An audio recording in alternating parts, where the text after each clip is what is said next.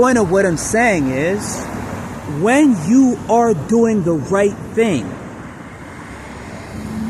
there's nothing to worry about. In fact, there's everything to be happy about. Now let's get back to what I'm saying. What was I initially saying? Sympathy for the devil. There's a song that came out about 3 or 4 years ago. It was some female came out with this. She was like, she's a bad little something, she's a rebel. You know, something, you gotta shake the devil, whatever. She's a bad little something, she's a rebel. Listen. It's as simple as what I said about maybe 5 minutes ago. It's a distraction, right?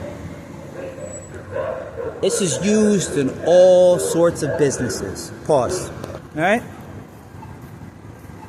If you want whoever's selling you some booty-ass weed, weed is important anyway, right?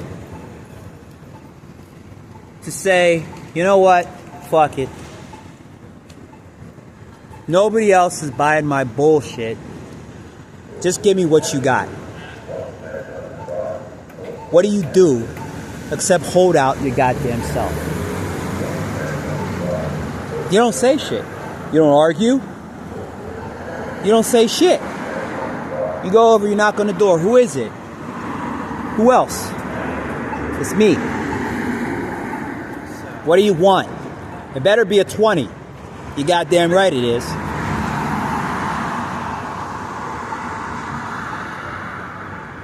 Alright, come in. Why do you always buy 20s all the time? Why don't you just buy an ounce or something more so you don't have to just come back every 5 seconds? If you answer that question, you are dumb as fucking shit. You don't say, do I look like I'm made out of money? You just say, oh, I apologize. And you turn around and you leave. I'm sorry, I won't do it again. And before you say I won't do it again, they're going to say, just give me the fucking shit. Straight like that. And you give them the money, but not very fast, very slow, and you look them dead in the eyeballs like, do you appreciate my money?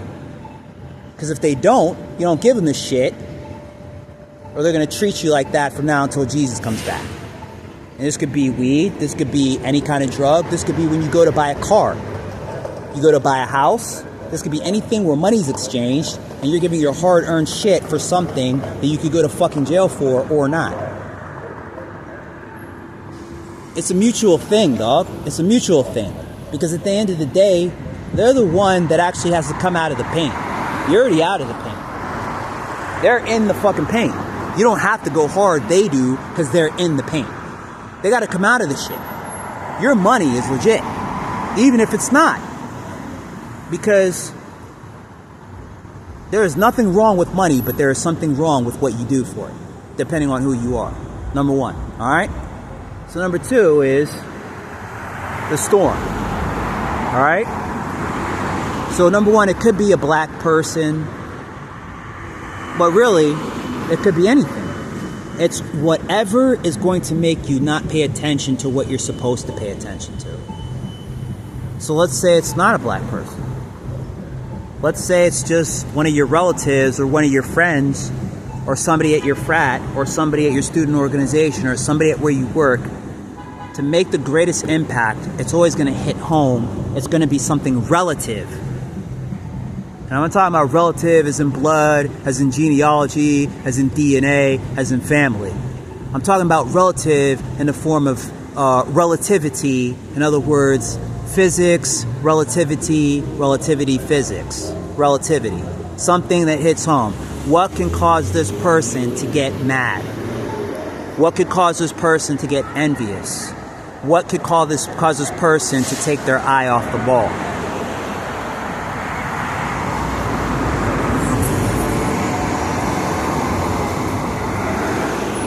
So the word is enticement. You're enticed by something that has value, but it's minimal value. But if you remember what has the maximum value, then you remember, I don't give a shit if somebody gives money to a homeless person because that's not bringing value to the homeless person or the person that's giving the money to the homeless person. It's not bringing value to either of them. Because if you actually really envy the person, then you would just say, fuck it, I'm going to quit school and sit on the street and be a homeless person. That's what you would do. Right? So what is it? It's a deaf jokes. It's a mind trick. It's momentarily, oh, the sight of money and the sight of somebody giving money to somebody like you freely. But what is the quality that you get from the service that you provide for people, which is the exchange of money for a quality service? So remember, that shit doesn't get my rocks off. That shit actually turns me off, so why am I looking at it? Let me focus back on the ball, and by the time you focus back on the ball, it's already gone. So that doesn't mean that somebody like those people over there would be happy to see you fail. That's not at all what that means. That means that a true criminal would see anything. When they approach a battlefield, they use every piece on the battlefield. Let's use those people over there doing that, and let's use those people over there doing that, and those people over doing that as a parameter, and we could literally walk dead straight to that and grab that before that person turns, because they're looking at the chick over there, and by the time that she doesn't look at him and they turn and look at something else, they'll be distracted by the person over there because they're envious.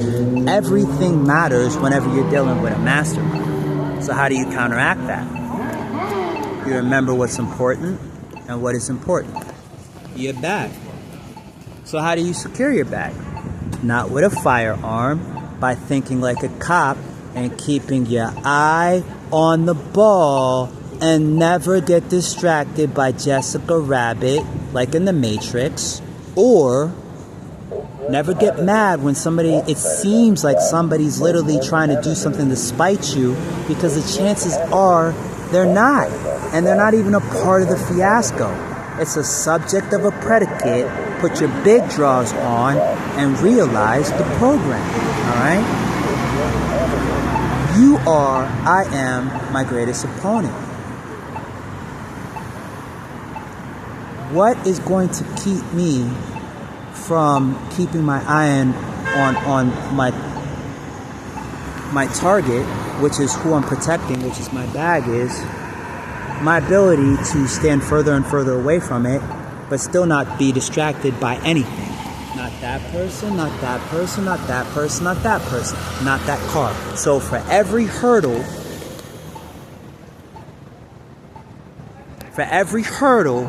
I gotta get low and go like that and see past it and always keep my eye on it. That's your goal as a security guard, okay? So remember, before police work comes security. Before security comes surveillance. Before that comes homework. Join me on Zoom, fund the police, okay? Homework. Join me on Zoom, fund the police.